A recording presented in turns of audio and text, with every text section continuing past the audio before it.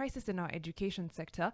And of course, the employment of teachers. Now, there's about 314,000 teachers who are without jobs currently, and there's 46,000 TSC slots. Yeah. So as we look at that number, it does not mean that there is no need in schools. Every level of schools, from primary schools, secondary schools, and I believe even into the tertiary education, requires teachers. And of course, during his campaign for the top seat in 2022, President William Ruto promised one thing: to employ 116,000 teachers within 2 years.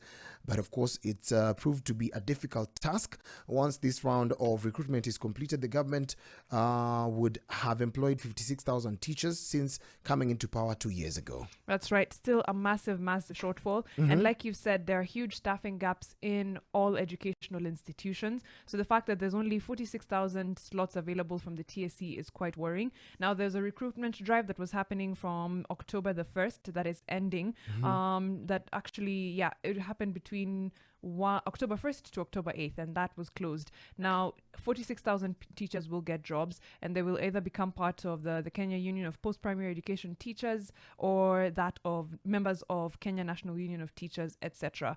What happens to the rest, we don't know. Of course, there's quite a few unhappy candidates who feel, we were not hard enough, or we didn't get the chance that we deserved, and these slots are too few for us to even have a competitive chance of getting secure employment. That said, Mariam, remember there were some teachers who were already on internship. Yes. And all they needed was a conversion. And of course, I'm saying we because we've been looking at the plight of the teachers for quite some time.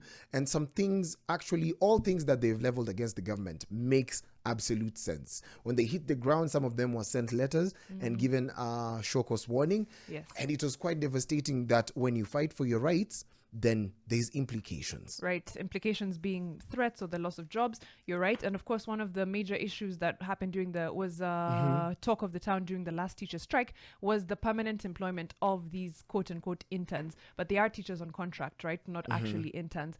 And it seems that the rest of the teachers moved on without them and sort of left their smallest man behind, or the weakest man behind, because as they were bargaining and closing down on a return to work formula, it did not include the 46,000 JSS teachers.